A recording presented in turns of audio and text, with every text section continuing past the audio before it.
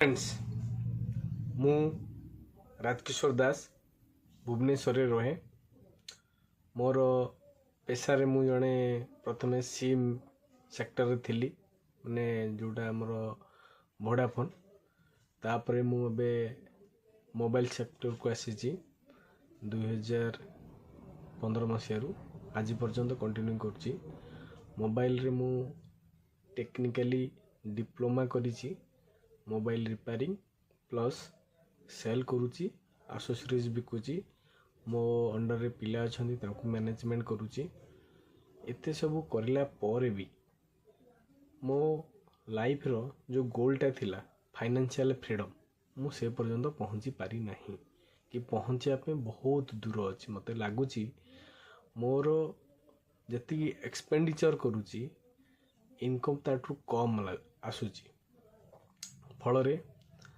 मु गोटे एमती गोटे टाइम दे कि जाऊँगी जो थे कि मो लाइफटा चली जीव सीना मुझे रिचेस्ट मैन बनी पारिनी मोर स्वप्नटा अधूरा रही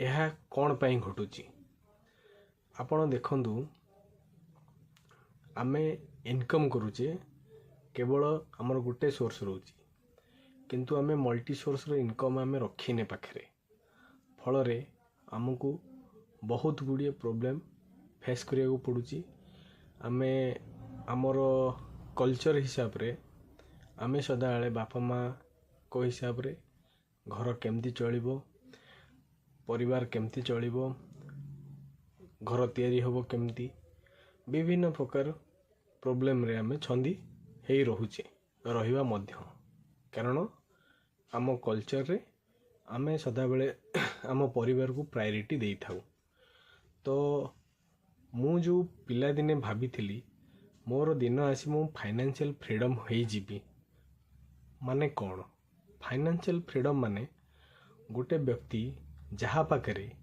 निज जीवन बंचापी जेतिकी पुंजी आवश्यकता ताहा सफिशिएंट भरपूर मात्रा रे थिबो केबे हेले भी अभाव अनाटन पैसार चिंता नथिबो यह केमती आमे अचीव करि परिबा एई जिंसटा हमर गुरुजन आत्मीय टीचर किंबा सांगसाथी केही भी हमको आज पर्यंत दे नांती ज्ञान फल रे आमे पछुआ हेकी रहीचे रहिबा मध्य जदि आमे इंडिया लेवल रे देखिबा ताहले आमको कंपेयर कले आमे बहुत टेक्नोलोजी बहुत ज्ञानर अभाव रे आमे गति करूचे खाली ग्रेजुएशन कंप्लीट कर देले किछि फायदा नाही कारण ग्रेजुएशन गोटे एमती जिंस जोटा आपण को आखि खोले किंतु माइंड रे रहिबा दरकार जे आमे जो ज्ञानटा को को भलिया आमे यूटिलाइजेशन करिबा बंधुगण ए नॉलेज आमको कहीं दियंतिनी मते भी मिली नहीं फल रे आज भी मु कुहुड़ी पहुँची मोर जेतिकी टंका मु इनकम करुची सेतिकी मु खर्च करुची एमती अभावी लागी रही किंतु फाइनेंशियल सक्सेस पाई परिबिनी तो मु विभिन्न प्रकार यूट्यूब विभिन्न प्रकार लोक विभिन्न प्रकार मैगजीन पढ़िया द्वारा मोर नजर पड़ा सबुठारु भल इन्वेस्टमेंट जोटा कि आमको फ्यूचर रे गोटे रिच आउ फाइनेंशियल फ्रीडम दे परिबो ताहा हेउची म्यूचुअल फंड मु प्रथमे मो माइंड रे थिला म्यूचुअल फंड कौन मु जानी थिली फेसबुक रे म्यूचुअल फ्रेंड अछंदी ये होची म्यूचुअल फंड माने ग्रुप ऑफ लोकंकर मिलित उद्यमटा को आमे म्यूचुअल कहि थाउ एटा भी जो जिनसटा आमे सेथरे भाबुचे फाइनेंशियल रे सेंदी म्यूचुअल फंड माने आपणकर ମିଳିତ ଲୋକଙ୍କର ପୁଞ୍ଜି ଏକତ୍ରିତ କଲା ପରେ ଆସେଟ୍ ମ୍ୟାନେଜମେଣ୍ଟ କମ୍ପାନୀ ଦ୍ୱାରା ଗୋଟେ ଫଣ୍ଡରେ ଇନଭେଷ୍ଟ ହୋଇଥାଏ, ଯେଉଁଟାକି ସବୁଠାରୁ କମ୍ 4%ରୁ 30% ପର୍ଯ୍ୟନ୍ତ ରିଟର୍ଣ୍ଣ ମିଳିଥାଏ। ତାହାକୁ ମ୍ୟୁଚୁଆଲ ଫଣ୍ଡ କହିବା। ଆଚ୍ଛା, ପୂର୍ବରୁ ଆମେ କ'ଣ କରୁଥିଲେ?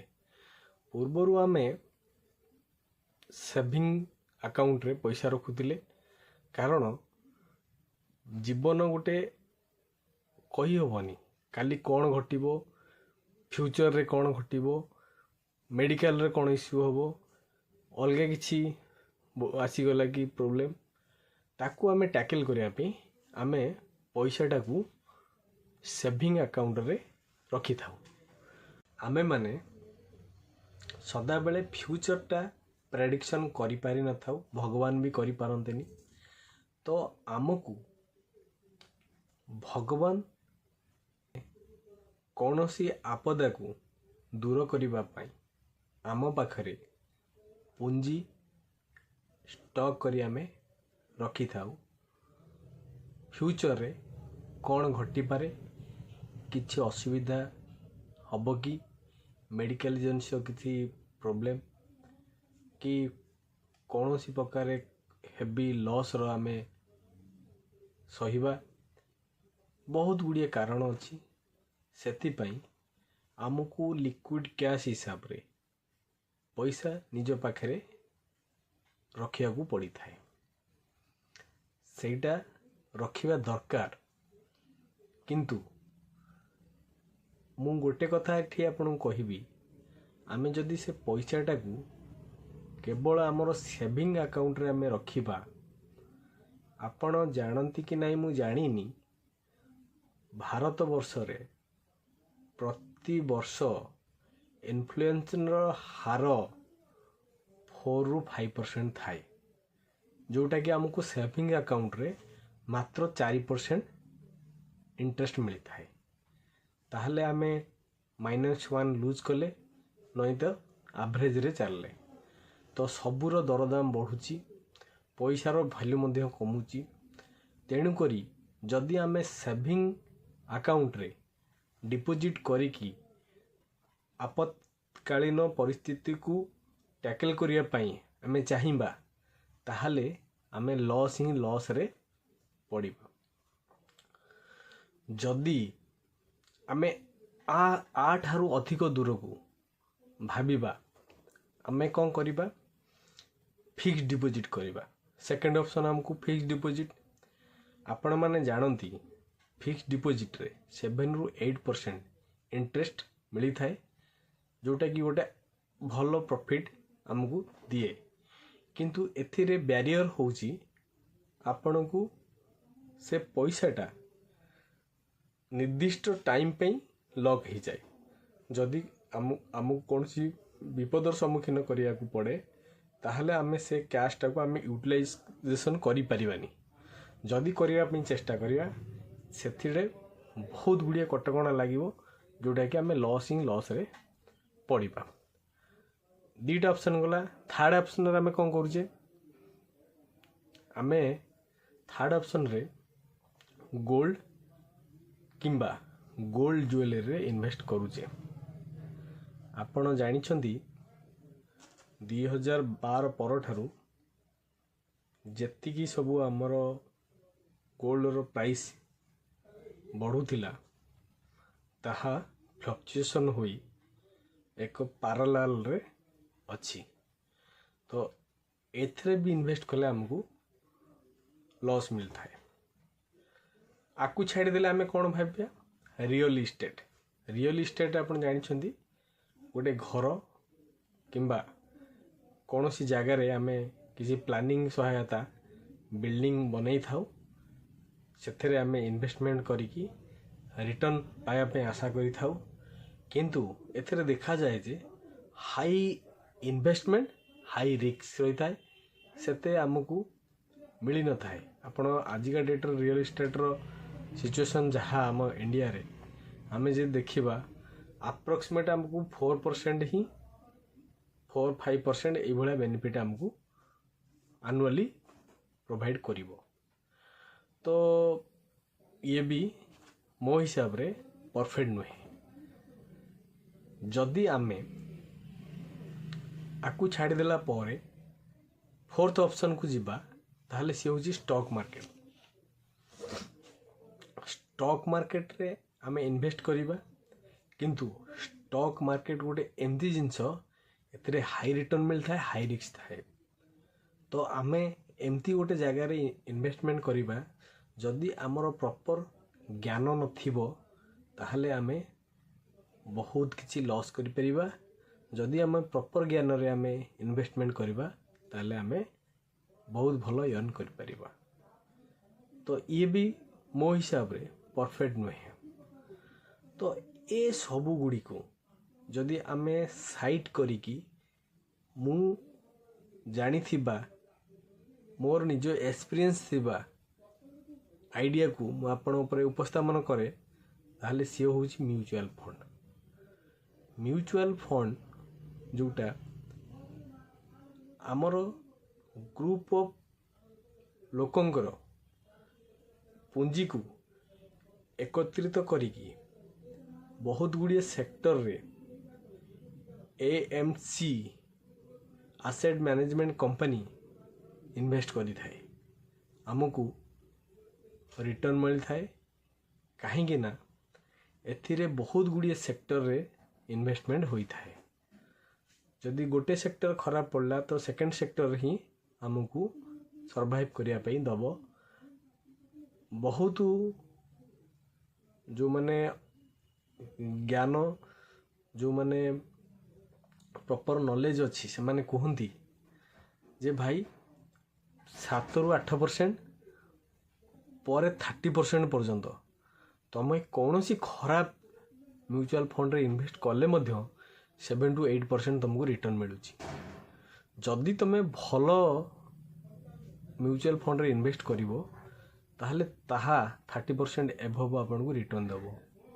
ତାହେଲେ ଦେଖ, ଆମ ପାଖରେ ନଲେଜ୍ କମ୍, କିନ୍ତୁ AMC ଆସେଟ୍ ମ୍ୟାନେଜମେଣ୍ଟ କମ୍ପାନୀ ଗୁଡ଼ିକ ଭଲ ଭଲ ଏକ୍ସପର୍ଟିଜ୍କୁ ହାୟର କରି ତାଙ୍କର ଜ୍ଞାନଟାକୁ ଏକତ୍ରିତ କରି ଲଗାନ୍ତି, ଯେଉଁଟା ଡାଇଭର୍ସିଫିକେସନ୍ କରିକି ବହୁତ ଗୁଡ଼ିଏ ସେକ୍ଟରରେ ଲଗାନ୍ତି, ଆଉ ସେଥିରୁ ରିଟର୍ନ ଆସେ।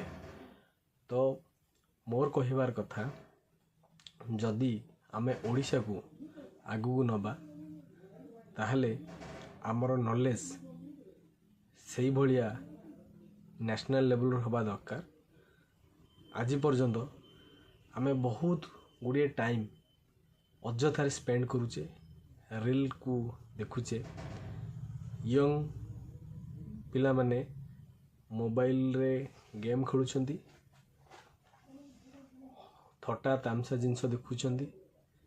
ଏହା ଫଳରେ ଆମର କୌଣସି ଉପକାର ଆମର ହେଇପାରୁନି କି ସମାଜର ହେଇପାରୁନି। ତେଣୁକରି ମୋର ପ୍ରୟାସ, ମୁଁ ଯେତିକି ନଲେଜ୍ ଏକତ୍ରିତ କରିବି ମୁଁ ଏଇ ୟୁଟ୍ୟୁବ୍ ଚ୍ୟାନେଲ୍ ଜରିଆରେ ମୁଁ ଆପଣମାନଙ୍କୁ ଜଣାଇଦେବି। ଫଳରେ ଆପଣ ଯଦି ମୋତେ ଏଇ ଚ୍ୟାନେଲ୍କୁ ଫଲୋ କରନ୍ତି, ଦେଖନ୍ତି, ଆପଣ ବି ନଲେଜବୁଲ୍ ହେଇପାରିବେ। ଯେହେତୁ ମୁଁ ପ୍ରଥମ ଜର୍ଣ୍ଣି ଆରମ୍ଭ କରୁଛି, ତ ମୁଁ ଆପଣଙ୍କୁ ବୋରିଂ ଟାଇପ୍ର ଜ୍ଞାନ ଦେଇ ଥାଇପାରିଥାଏ, କିନ୍ତୁ ଦିନ ଆସିବ ମୁଁ ଫ୍ଲୁଏଣ୍ଟଲି ସ୍ପିଡ୍ ଭାବରେ ଆପଣ ଟାଇମ୍ ବଞ୍ଚେଇକି ଆପଣମାନେ ଏଜୁକେଟ୍ କରିପାରିବି। ଆଶା କରେ ଆପଣମାନେ କିଛି ଜ୍ଞାନ ଆହରଣ କରିଛନ୍ତି। ଏତଦ୍ୱାରା ଆପଣ ମୋ ଚ୍ୟାନେଲ୍କୁ ଫଲୋ କରିବେ। ଆଗକୁ ବହୁତ ଗୁଡ଼ିଏ ଜ୍ଞାନ ମୁଁ ଆପଣଙ୍କୁ ବଣ୍ଟନ କରିବି, ଯେଉଁଟାକି ଆପଣଙ୍କ ଫାଇନାନ୍ସିଆଲ୍ ନଲେଜ୍କୁ, ୱିଜଡ଼ମ୍କୁ ପୂରଣ କରିବ। ତେଣୁକରି ନେକ୍ସଟ ଏପିସୋଡ଼ରେ ମୁଁ ଆପଣଙ୍କୁ ଆଉ ଟିକେ ଉଚ୍ଚ ସ୍ତରର ଜ୍ଞାନ ପ୍ରଦାନ କରିବି। ଆପଣମାନଙ୍କୁ ଅନୁରୋଧ, ଭିଡ଼ିଓକୁ ଲାଇକ୍ କରିବେ, ସବସ୍କ୍ରାଇବ୍ କରିବେ, ଆଉ ଯଦି ଭଲ ଲାଗେ ଆପଣ ସାଙ୍ଗସାଥିମାନଙ୍କୁ ସେୟାର କରିବେ। ଧନ୍ୟବାଦ।